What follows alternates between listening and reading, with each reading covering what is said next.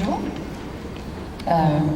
C'est un peu tôt peut-être pour avoir autant de messages aussi denses, aussi riches et aussi porteurs de travail et de responsabilité. Je crois que nous sommes ici pour ça, hier et aujourd'hui, et c'est donc avec plaisir que je vais partager avec vous quelques réflexions et quelques informations sur ce qui nous attend ensemble, vous et nous, d'ici 2014, d'ici plus précisément la semaine du 22 mai 2014. Je voudrais d'abord vous expliquer une des raisons pour lesquelles nous nous trouvons ici, parce que le Parlement européen aurait été ravi de vous accueillir dans ces bâtiments pour organiser et tenir cette réunion dans l'hémicycle.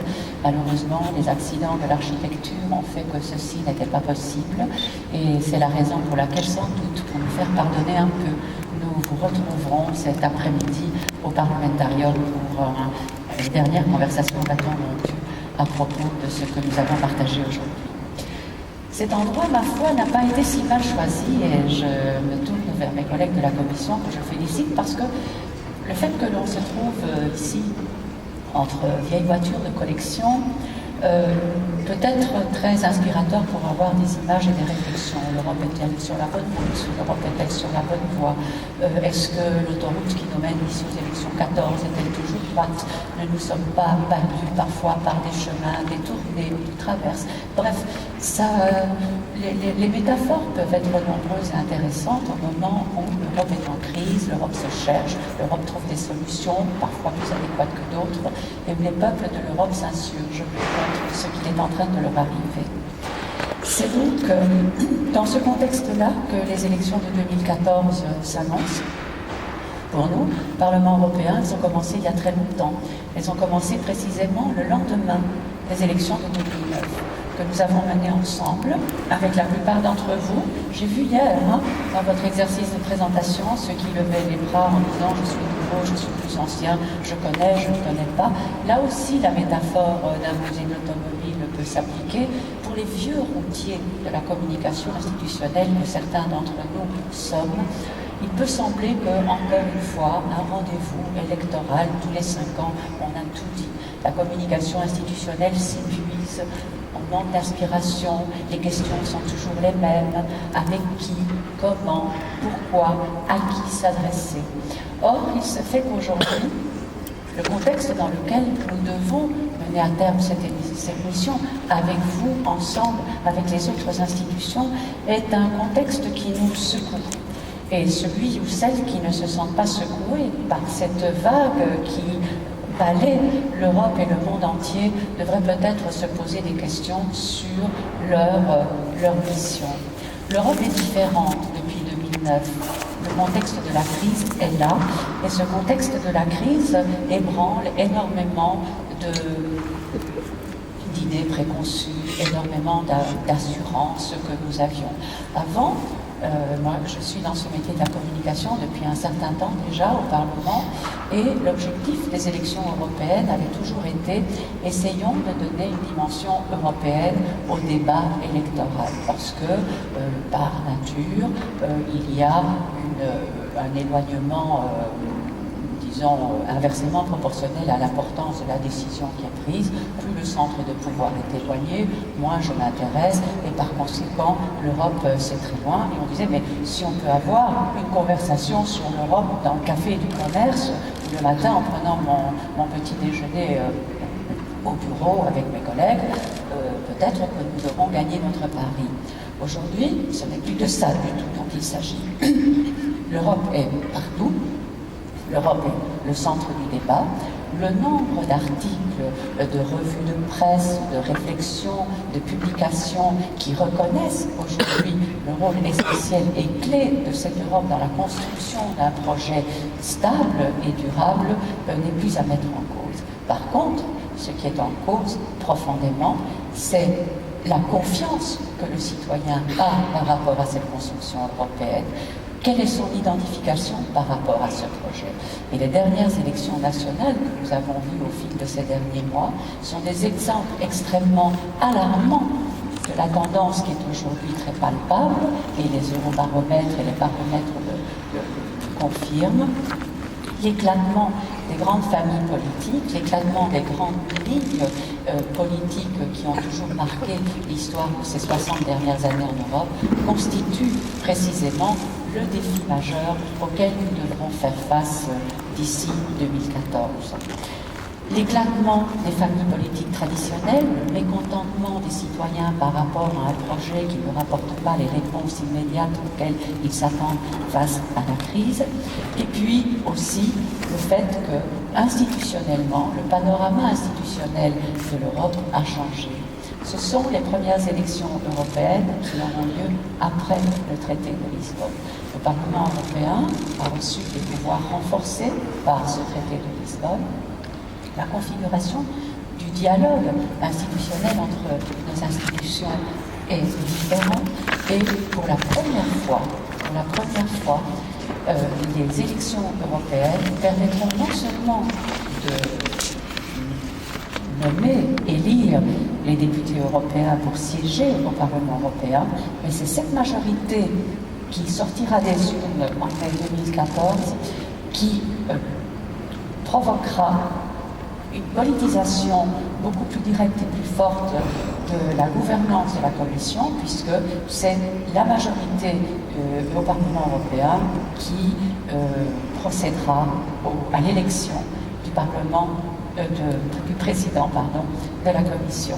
Cela a été dit hier par à la fois Mme Reding et par le vice-président Karas, et d'ailleurs à cet égard je trouve que le fait que deux vice-présidents de la Commission du Parlement aient partagé ce podium hier et qui ont parlé absolument dans le même sens, avec une même vision des choses. Aujourd'hui, les deux directeurs généraux sont là devant vous pour répéter chacun à sa manière, mais de toute façon avec les mêmes mots et les mêmes intentions, cette volonté de travailler ensemble prouve que l'édifice européen aujourd'hui se consolide à partir de ces structures, et c'est ce message-là qu'il convient de remporter ensemble aujourd'hui. Donc, une plus grande politisation des élections européennes. Dans le projet de budget de 2014, le Parlement va proposer un renforcement des crédits aux partis politiques européens, leur permettant ainsi de jouer un rôle plus fort sur la scène politique en vue des élections, pour que l'élection du président de la Commission soit possible et rendue transparente. Vous savez aussi bien que nous que les grandes familles politiques européennes ont déjà annoncé leur intention de nommer un candidat unique comme tête de liste des élections européennes.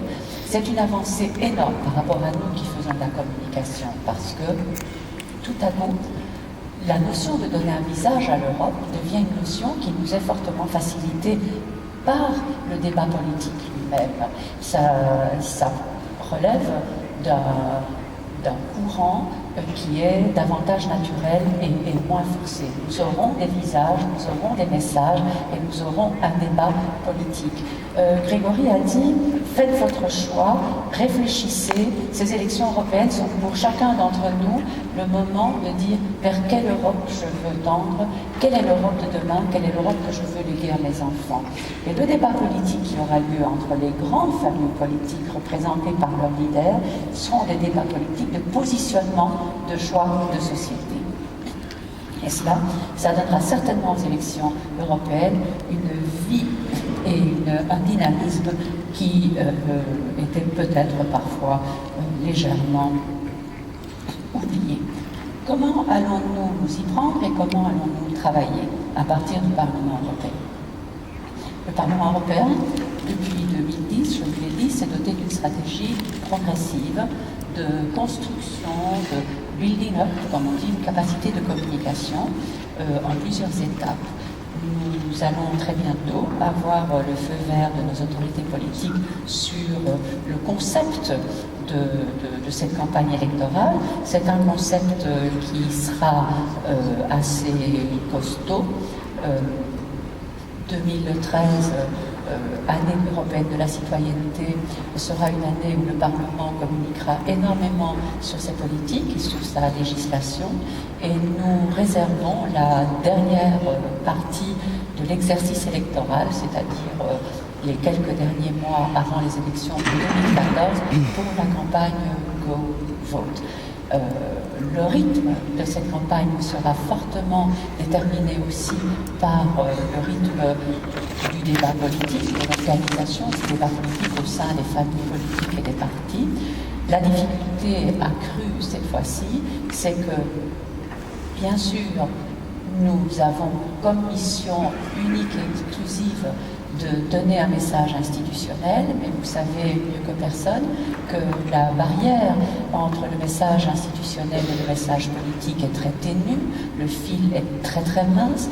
Il y aura l'entrée sur la scène des partis, il y aura les institutions, il y aura vous, marqué par un caractère très local que nous voulons à tout prix maintenir et développer. Et donc, ça sera un pilotage extrêmement délicat et précis qu'il faudra mener ensemble pour ne jamais, jamais dépasser les limites qui sont les nôtres, à savoir une communication institutionnelle et neutre.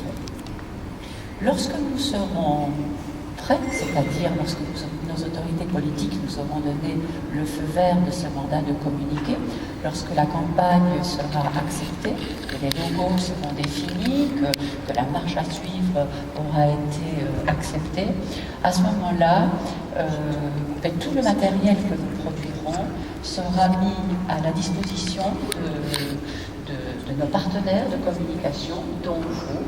Il y aura un down concept sur lequel nous publierons l'ensemble de la matière qui sera à disposition pour que vous puissiez l'utiliser, la rentabiliser et l'adapter à vos réalités locales.